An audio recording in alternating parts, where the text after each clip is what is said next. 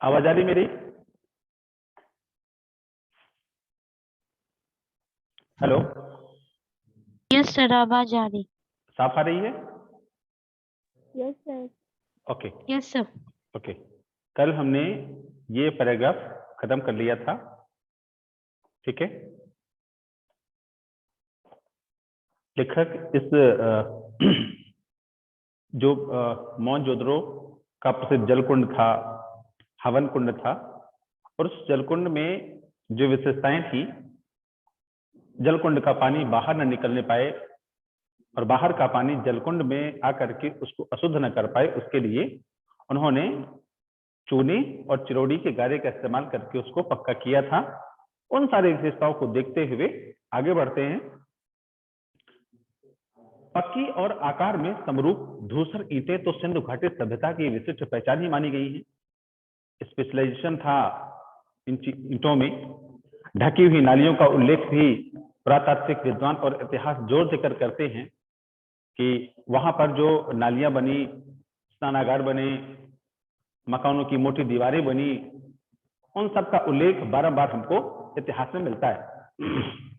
पानी निकासी की ऐसी सुव्यवस्थित बंदोबस्त इसके पहले के इतिहास में नहीं मिलता।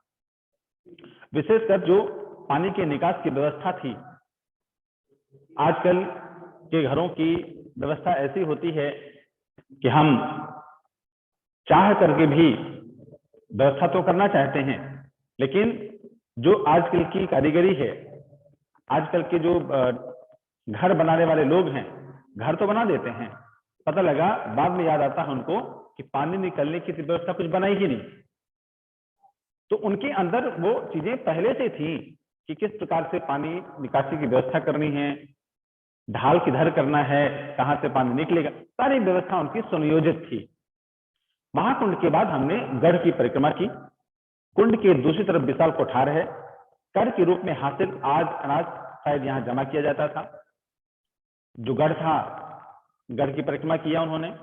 उसके बाद कुंड के दूसरी ओर, जो शुरू में चर्चा की गई थी, उस गढ़ के पीछे एक कोठार था, एक कोठरी थी। शायद वो कोठार इसलिए बनाया गया था कि जो कर के रूप में, टैक्स के रूप में जो अनाज इकट्ठा किया जाएगा था, जहां जमा किया जा रहा होगा, इसके निर्माण रूप खासकर चौकियों और हवादारी को देखकर ऐसा कयास लगाया गया।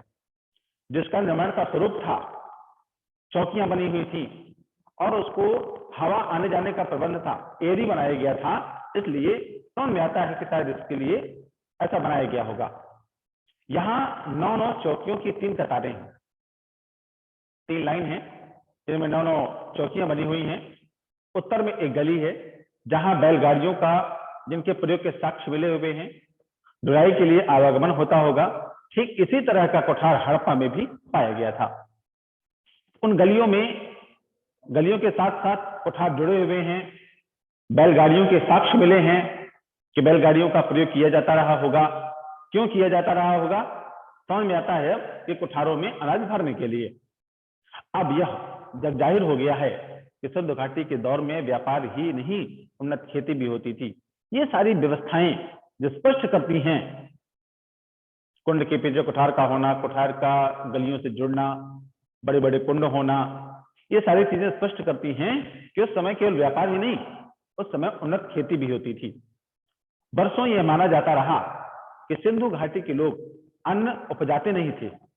ऐसा माना जाता रहा, ऐसा लोग कहते रहे कि सिंधु घाटी सभ्यता के लोग अन्न उपजाते नहीं थे, उसका आयात करते थे, कहीं से मंगाते थे, उसका व्यापार करते थे और उन्हीं का उपयोग करते थे, खाते थे। नई खोज ने इस ख्याल को निर्मूल साबित किया। जब खोज हुई, खुदाइयां हुई, उनमें सारी चीजें, बहुत सारी चीजें अवशेष रूप में प्राप्त हुई।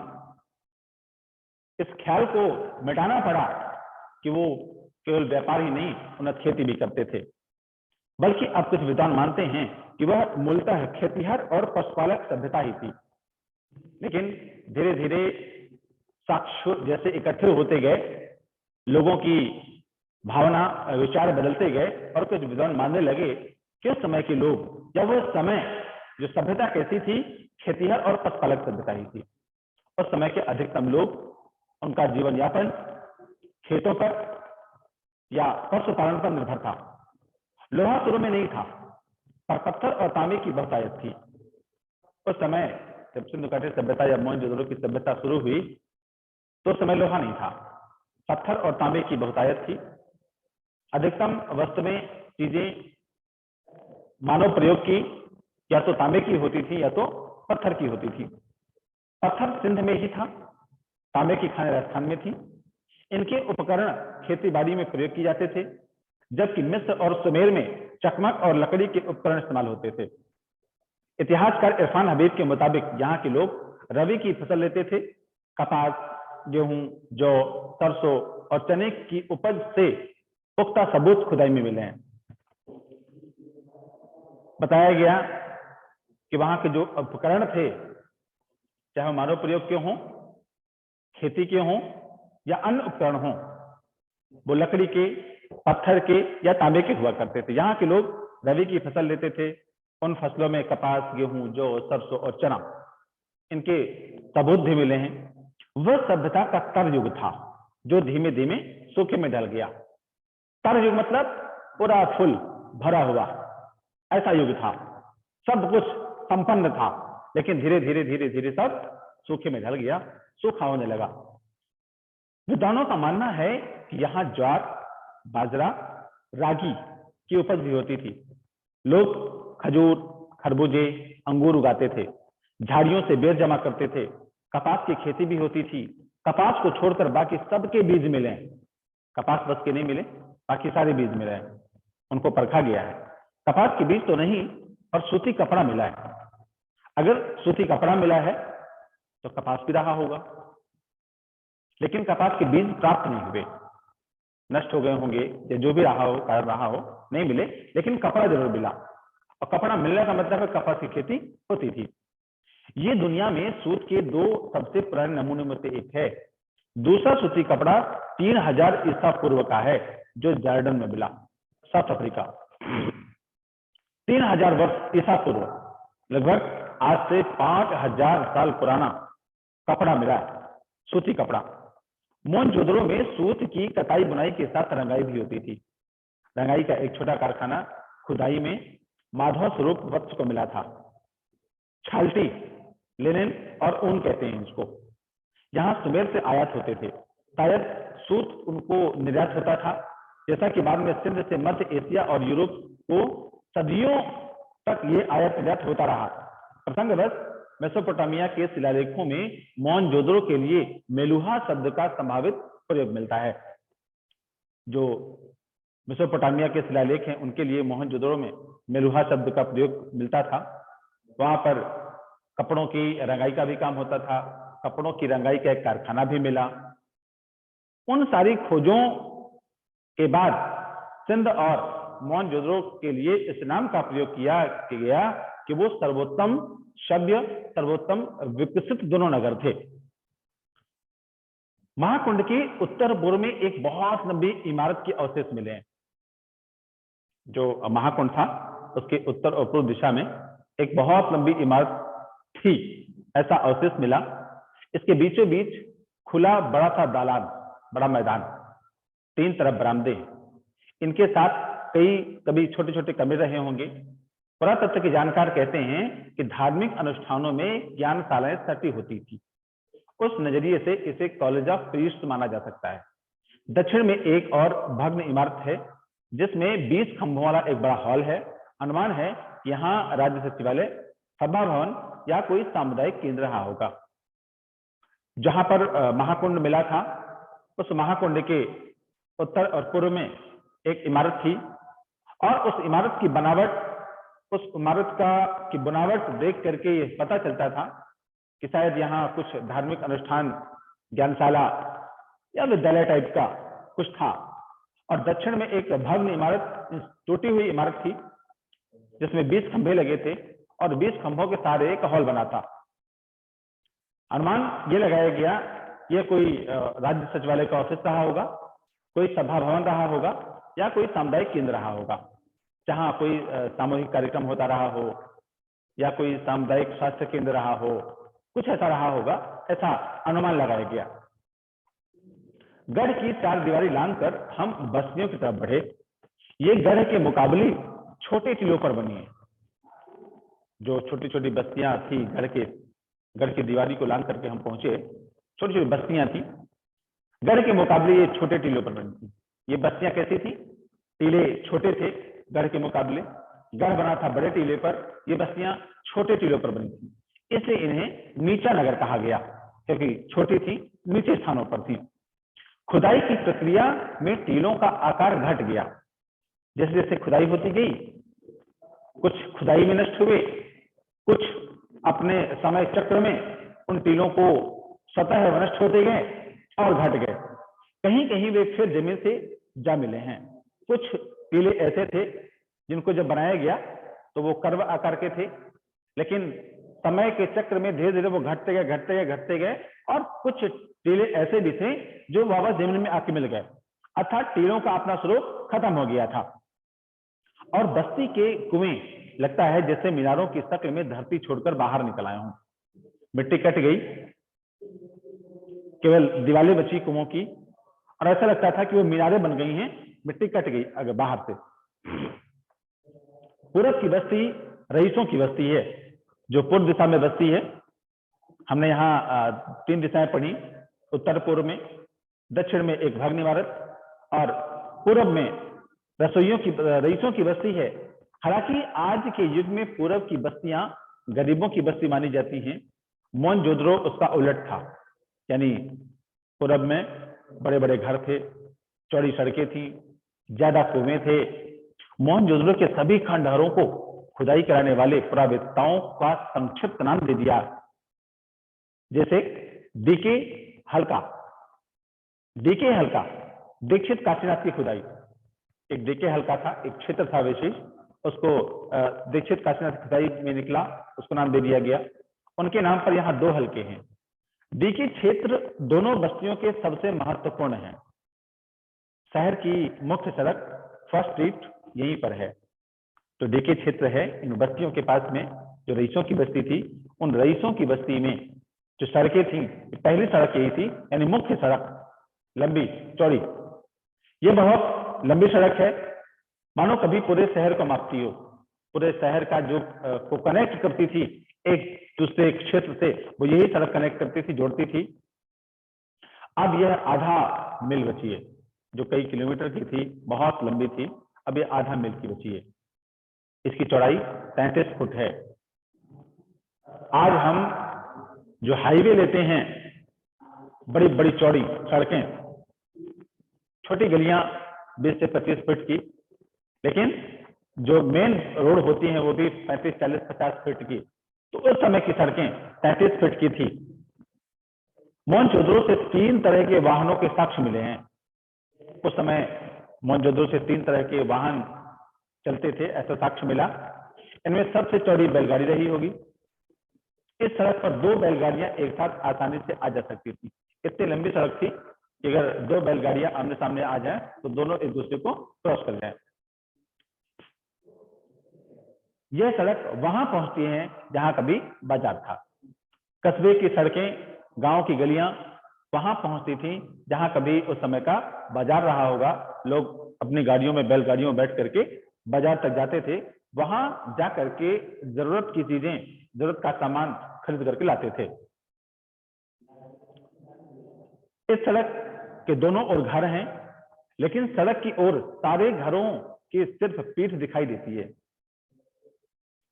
घर हैं, लेकिन मुख्य सड़क की ओर किसी का सामना नहीं है।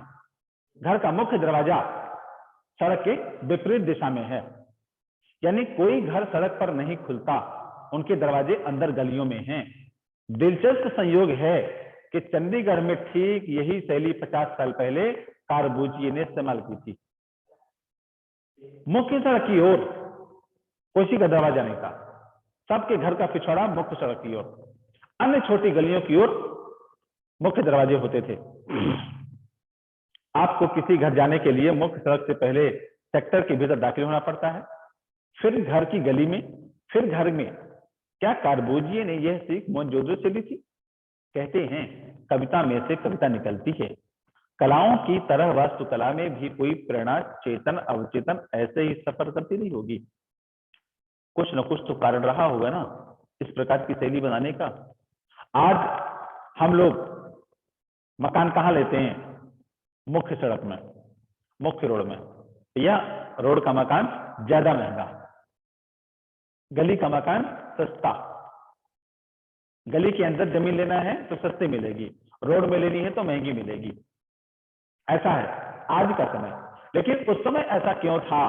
यह भी एक कोई वास्तुकला का या स्पेशल कला का ऐसी कुछ बात तो रही होगी उनके अंदर, जो मुख्य मार्गों पर वो घर नहीं बनाया करते थे। ढकी हुई नालियां मुख्य सड़क के दोनों तरफ समानांतर दिखाई देती थी।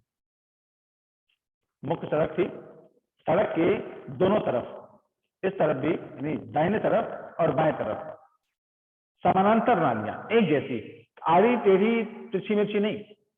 जिस दिशा में पहली नाली जाएगी उसी दिशा में सड़क के दूसरी तरफ जो नाली होगी वो एक साथ जाएंगी, समानांतर।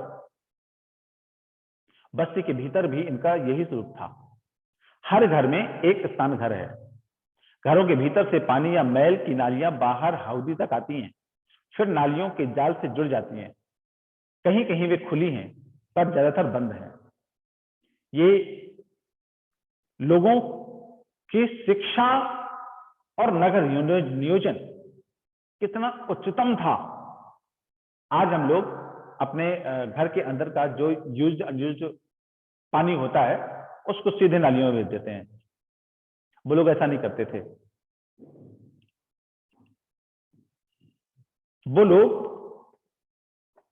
अंदर घर के पानी को पहले बाहर रास्ते के पहले घर के बाहर एक बड़ी सी हौदी बनती थी, टब बनता था सीमेंट का, ईंटों का, उसमें जाली लगाई जाती थी। अगर घर के अंदर से कोई कचरा सामान कुछ भी आ जाता है तो उस टैंक में रुक जाता था, उस जाली के द्वारा फिर पानी नाली में जाता था ताकि नाली का रास्ता बाधित ना हो। अधिकतम नालियां बंद होती थी। स्वास्थ्य के प्रति मोहनजोदड़ो के बासिंदों के सरोकार का यह बेहतर उदाहरण है। बस्ती के भीतर छोटी सड़कें हैं और उनसे छोटी गलियां हैं। छोटी सड़क 9 से 12 फुट चौड़ी है। इमारतों से पहले जो चीज दूर से ध्यान खींचती है वह कुआं का प्रबंध। वे कुएं भी पकी हुई एक ही आकार की ईंटों के बने हैं। मजबूरी यह थी कि उस समय पानी का संसाधन केवल कुएं ही थे, जलकूप थे। तो जलकूप तो थे नहीं, कुएं के द्वारा ही उन संसाधनों की प्रतिपूर्ति की जाती थी। तो पक्की ईंटों से चुन करके उन कुओं को बनाया जाता था। इतिहासकार कहते हैं कि सिंधु घाटी सभ्यता संसार में पहली ज्ञात संस्कृति है जो कुएं खोद कर भूजल तक पहुंचा।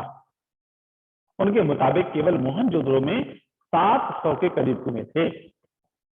जितनी खुदाई में जितनी संस्कृतियों की खोज हुई, उन संस्कृतियों में यह कहा जा सकता है कि मोहनजोदड़ो ही ऐसी संस्कृति थी जिसमें कुएं खोदकर कुएं की तह को भूगर्भ जल तक ले जाया जाता था। केवल मोहनजोदड़ो ही ऐसी संस्कृति थी जिसमें लगभग 700 कुएं थे उस नगर में। नदी, कुएं, कुंड, स्नानागार और बेजोड़ पानी निकासी, क्या सिंधु घाटी सभ्यता को हम जल संस्कृति कह सकते हैं? ऐसी एक कुएं की प्रतिकृति हमको एक दिखाई दे रही है।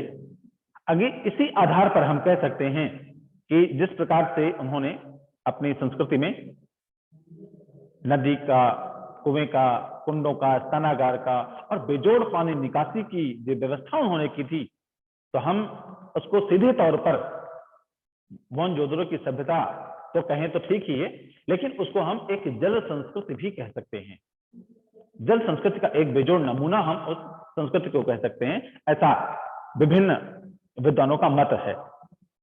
ठीक है, आज के लिए इतना ही और अगली क्लास में हम फिर जुड़ेंगे। ठीक है बच्चों, किसी का कोई प्रश्न हो तो बताइए।